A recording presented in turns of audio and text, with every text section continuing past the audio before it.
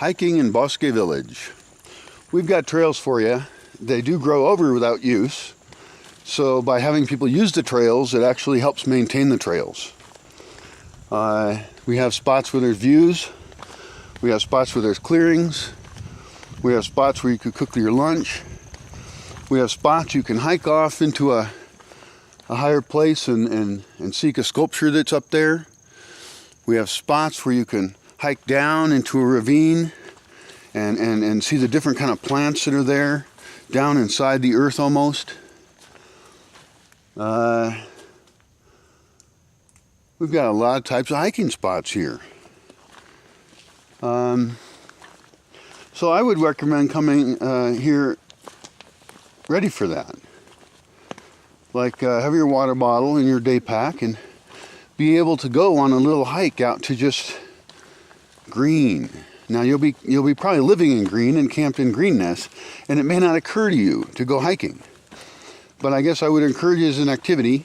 You can go by yourself, which is really cool because you're always with people. It's so, I don't know, I find it a little overwhelming at times. It's just so much people.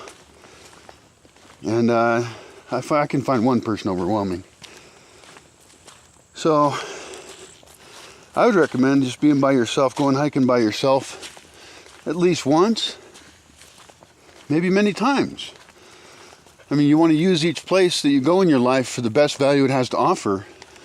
Well, this has a lot of quiet space available that's fairly comfortable.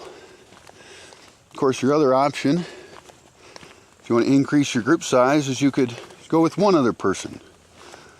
Maybe somebody you don't know and are getting to know, or maybe somebody you know real well and want to be with in a nice natural green space. I would encourage you, if you go with somebody who's a couple or a person who's close to you, you know really well, that, well, don't be yourself. I think that couples in particular have a challenge here in Bosque Village because they're so attached to each other and they have patterns set up between them. I think there's a huge danger that they just remain the same because they're supporting their sameness. That because they have each other to be the same identity with that they've always been, because their patterns of communication are the same, because they're reinforcing each other's reality, because they're codependent in their creation of their couple's universe. I think that's cool in some sense, but I think it's a trap as well. And I think that's why a lot of couples have problems. It's one of the reasons I've had problems in couples. So I would recommend, don't talk about anything you normally talk about. That's a piece of advice for couples. When you're here, skip the normal conversation entirely. Hopefully you're skipping your entire perception of who you are, what the universe is, and everything in it. And unfortunately, your best friend can drag you down.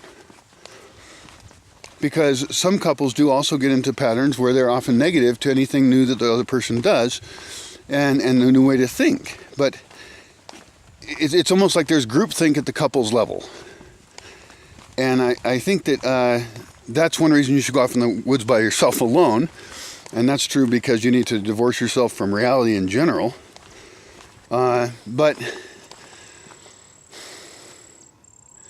well, good luck to couples. I don't know. I'm not a couples counselor, and I'm not always perfect in those kind of situations. But good luck, and I just guess would encourage couples to break out of their normal patterns, whatever they are, in whatever way that they can do in the space that serves them well. Yay.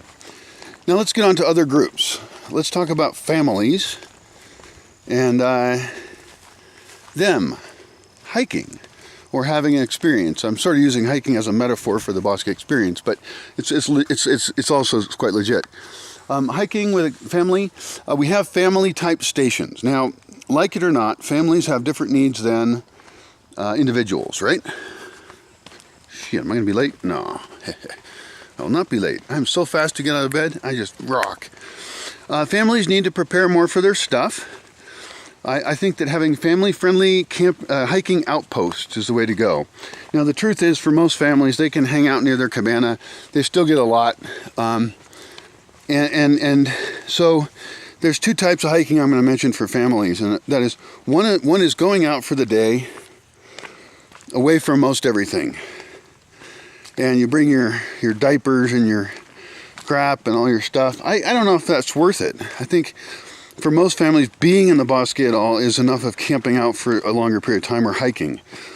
And so while I'd recommend some people go hiking for hours, families, I would suggest one of our family walks.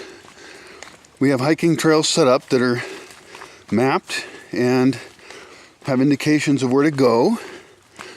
And they're not so far away from buildings. I guess I don't know completely the needs of families, but I know that kids have these weird, irrational needs at times and freak out.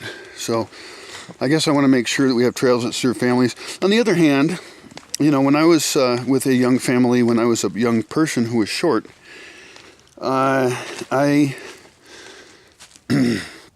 think we went camping. I went hiking with my dad all the time, and there was things that occurred. And the truth is, I don't recall being that much of a pain in the ass. But then again, I don't recall that much at all. So anyway, we'll have family-friendly hiking trails set for you, and then bigger groups. Well, I have a whole different video about the kind of talking trail. A trail in which there's spaces to run a workshop, that you move the group from trail to trail. And you can watch that video. You can probably search for Talking Trail, Bosque Village, something like that. Anyway, that's some thoughts about getting out and hiking.